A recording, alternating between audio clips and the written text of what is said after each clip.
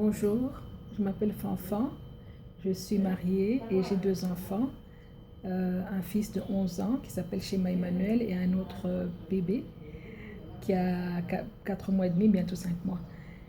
Aujourd'hui, je voudrais vous parler de Shema. Shema, il a 11 ans. Shema Emmanuel, c'est son nom, son prénom c'est Emmanuel, mais on l'appelle Shema, c'est son nom rwandais, si je peux dire en Kinyarwanda, qui signifie honneur, fierté. Il est vraiment notre honneur et notre fierté. Shema, il a 11 ans, il est né le 31 janvier 2005. Quand il est né, il nous a apporté beaucoup de bonheur parce que c'était un enfant qu'on a beaucoup attendu. Bon, beaucoup, ça peut être relatif. C'était pendant, il est venu après 3 ans de mariage et on avait vraiment désiré cette grossesse et on a tout fait pour et Dieu merci, elle est venue. On rend grâce à Dieu pour cela. Quand Shema est né, il est né comme tous les autres enfants, il a évolué, mais au fur et à mesure pendant qu'il évoluait, pendant qu'il était encore bébé, c'était un enfant qui était très calme, qui ne pleurait pas beaucoup, mais qui était aussi très agréable. Et à certaines étapes de sa croissance, particulièrement à partir du moment où il devait commencer à parler, il n'a pas parlé comme les autres enfants. Et au départ, on n'a pas trouvé que c'était quelque chose Bon, moi, j'ai trouvé que c'était quelque chose quand même d'inquiétant parce que j'étais pas trop habituée à ça. La plupart des enfants dans ma famille, les enfants de mes sœurs et de mes frères, c'était des enfants qui parlaient très tôt.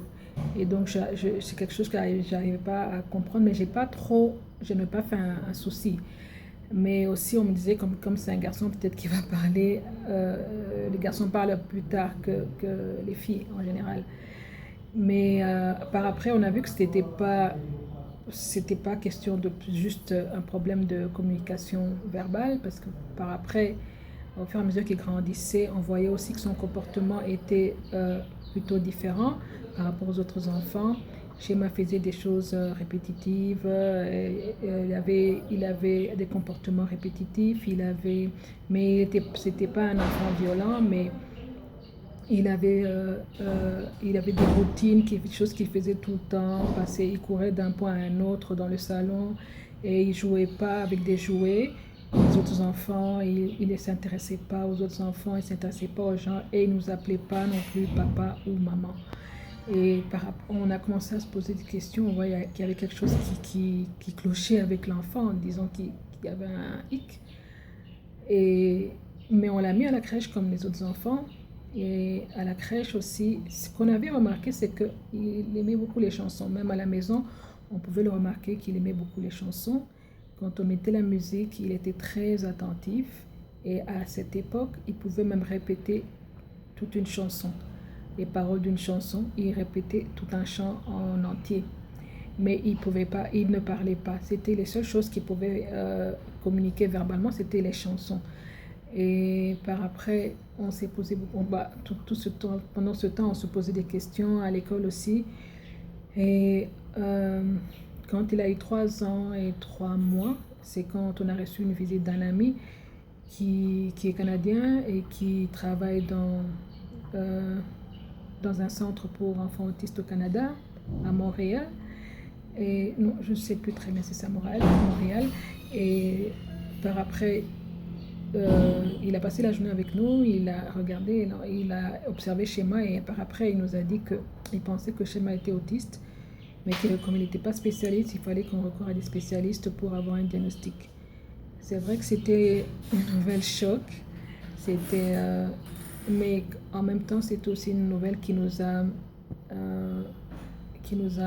si je peux dire, qui a été le début de tout parce que je ne dirais pas reconforter, mais reconforter d'une certaine manière, dans le sens que ça nous a permis de comprendre, de savoir, en fait, il y a un problème, mais non, on sait qu'il y a un problème, que c'est pas normal, son comportement n'est pas normal. Et donc, à partir de ce moment, on a cherché comment est-ce qu'on pouvait le faire diagnostiquer. On est allé voir un psychiatre qui est décédé récemment.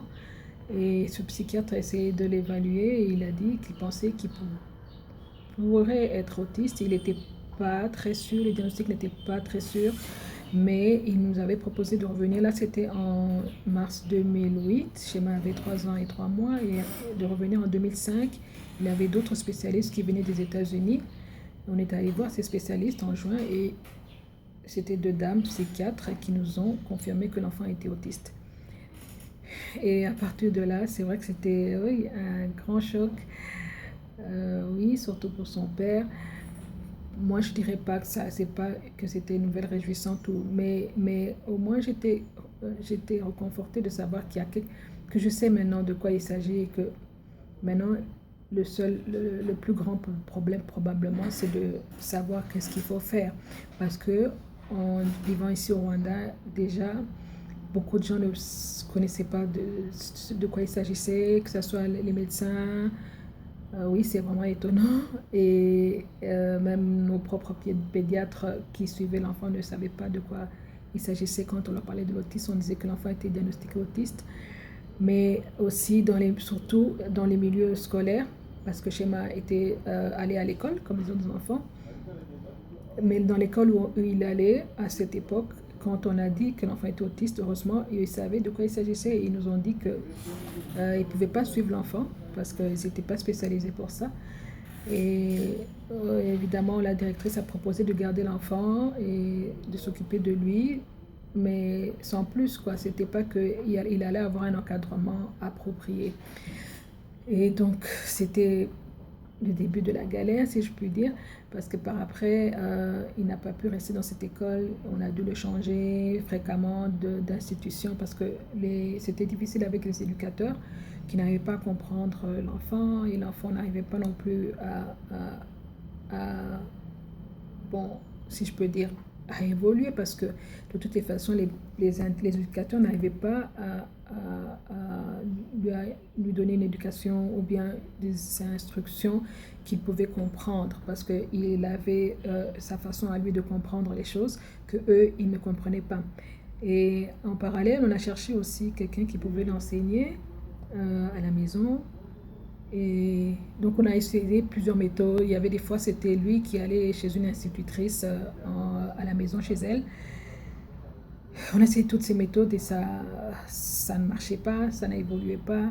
Et en fin de compte, on a pris la décision de l'emmener à Nairobi où on avait trouvé qu'il y avait un centre pour enfants autistes spécialisé pour l'éducation des enfants autistes. Et il est allé là-bas. Il était vraiment très jeune, il avait 5 ans à l'époque. Et donc il a évolué là-bas. C'était très difficile pour nous parce que c'était non seulement très coûteux, parce qu'il fallait, l'école en soi était très coûteuse, mais aussi il fallait aller le voir pendant les vacances, que ce soit les vacances du trimestre ou bien même certaines vacances, d'autres vacances. Et donc ça nous faisait, il fallait payer des billets d'avion et tout, c'était très cher. Et finalement, et c'était aussi en termes de séparation avec l'enfant, c'était très dur, que ce soit pour lui que pour nous aussi. Alors on a fait ça, on a continué cette méthode si je peux dire, mais après un certain moment, quand l'enfant a eu 8 ans, on a décidé qu'il fallait qu'il revienne parce que dans toutes les façons, c'est vrai qu'il évoluait, mais il y avait aussi un autre problème. On ne pense pas qu'il était vraiment totalement épanoui parce que je pense que nous pensons, mon mari et moi, qu'il est préférable pour un enfant à bas âge de vivre avec ses parents. Et surtout s'il est autiste, il faut aussi qu'il soit intégré dans sa famille. Et donc, je ne peux pas expliquer ça plus longtemps, mais de toute façon, pour nous, c'était la meilleure solution. Il fallait qu'il revienne et vivre avec nous et qu'on cherche une solution localement. C'est vrai que on aurait pu faire ce sacrifice, continuer de chercher de l'argent pour ça, mais on pense qu'on aurait perdu en fin de compte notre enfant parce qu'il n'aurait pas été comme le nôtre en vivant éloigné de nous. Il n'y a plus d'attache et donc c'était pas une bonne solution à long terme. Et en venant ici, en décidant de le ramener ici, c'était vraiment aussi difficile parce qu'il n'y avait vraiment pas d'institution, il n'y avait pas d'infrastructure, si je peux dire, il n'y avait pas de programme spécialisé pour les enfants autistes. Il y avait certaines il y a certaines institutions de l'État, mais qui englobent tous les enfants qui ont des problèmes, quels que soient leurs problèmes, que ce soit des enfants trisomiques, que ce soit des enfants qui ont un problème de peut-être certains enfants qui ont des déficiences mentales et autres quoi. Et tous les enfants sont pris de la même façon et donc il n'y a pas une adaptation à chaque cas particulier, ce qui fait que on pense que les enfants ne peuvent pas vraiment bénéficier d'une éducation qui puisse c'est vrai que c'est peut-être il y a au niveau social peut-être ça peut les aider pour du fait qu'ils sont avec euh, ils reçoivent certaines instructions j'imagine, mais on pense que c'est vraiment pas c'est pas ça le bon quoi, parce qu'il faudrait que chaque enfant soit traité selon le problème qu'il a. Et donc on a galéré, vraiment très galéré, parce on changeait tout le temps d'école. Quand on était dans une école, il était dans des écoles normales, il a été dans une institution, c'était plutôt privé, de certains parents qui s'étaient mis ensemble afin de, mais qui avaient des enfants qui avaient des problèmes différents, mais qui avaient des problèmes. Et il allait là-bas, mais là vraiment, il y avait beaucoup d'amour, mais il n'y avait vraiment rien au niveau scolaire. Donc, il n'y avait vraiment pas de programme approprié, rien de rien. Et donc là, c'était encore en pataugeait. Donc. Et on a dû l'enlever de là, on l'a remis dans une école normale, je crois, à plusieurs reprises. Je ne peux pas compter le nombre d'écoles que Schéma a fréquenté. Et c'était chaque fois le changement, chaque fois et tout, en attendant que quelque chose se passe. Et on ne savait pas qu'est-ce qui va se passer en fait. Et entre-temps, j'avais eu le temps de rencontrer Rosine en 2010, je pense. À l'époque, elle venait pour enseigner. Les éducateurs, je pense, et même certains parents, parce que moi je l'ai rencontré, c'était dans une rencontre, c'était dans une réunion où il y avait des parents, et je pense même venant des milieux vraiment très défavorisés, et elle expliquait l'autisme, c'est quoi. Donc c'était un enseignement donné en Kinyarwanda avec une brochure, avec certaines images de ce que les enfants autistes font. Donc pour expliquer en fait c'est quoi l'autisme, c'était fait en Kinyarwanda et j'ai suivi ça, j'étais vraiment très impressionnée de voir que c'est expliqué très simplement et que ces mamans pouvaient comprendre et elles posaient des questions et elles retrouvaient en fait le cas de leurs enfants dans ces explications et moi aussi je me suis beaucoup retrouvée.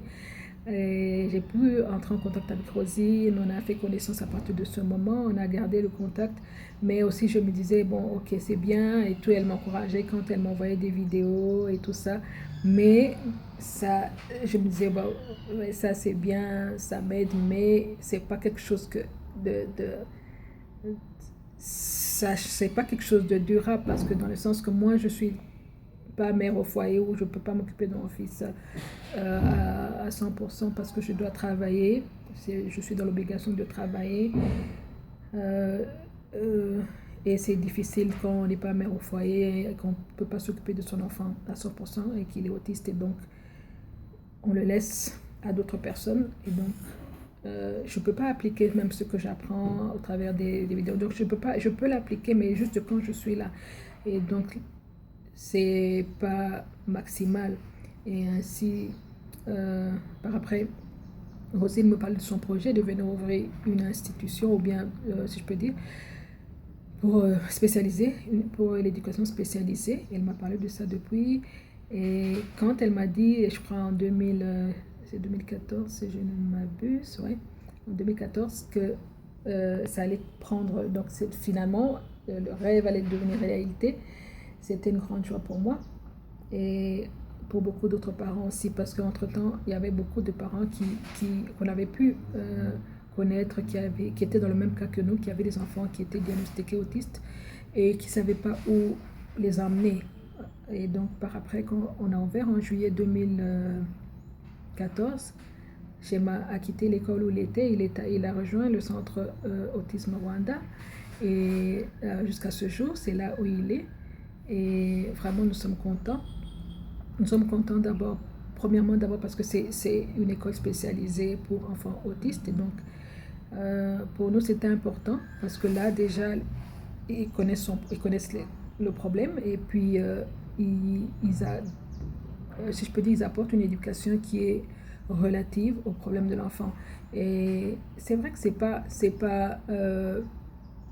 le début. Bon, déjà, il y a un bout de chemin qui a été fait. On peut pas nécessairement, je ne peux pas comparer avec d'autres choses, d'autres institutions à l'extérieur où ils sont vraiment ils sont beaucoup plus avancés. Mais pour le Rwanda, c'est vraiment un grand pas en avant et c'est vraiment une réponse euh, pour les enfants rwandais qui sont autistes.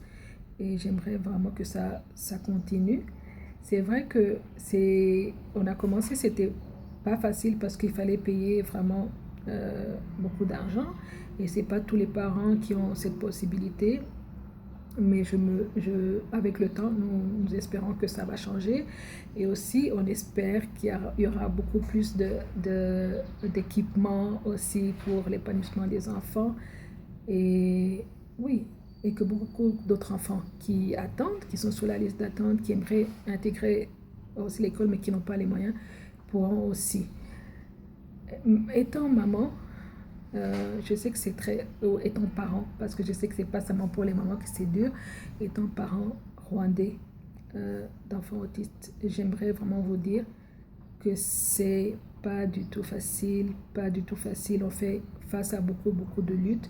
La première lutte que nous avons, c'est la conscientisation, parce que beaucoup de gens ne comprennent pas, ne savent pas, je dirais pas ne comprennent pas, ne savent pas c'est quoi l'autisme. Et donc, même l'autisme Rwanda cette charge aussi et de faire cette éducation de faire beaucoup de conscientisation, si je peux dire, afin que les gens sachent c'est quoi l'autisme, parce que c'est très difficile pour nous d'aller dans les milieux publics, d'aller même dans les hôpitaux, et chaque fois on doit expliquer le problème de nos enfants, répéter toujours, et quand on dit, parce qu'il faut dire aux gens, c'est comme ça les gens, ils savent comment se comporter avec ton enfant, au moins ils savent pourquoi l'enfant a telle ou telle réaction.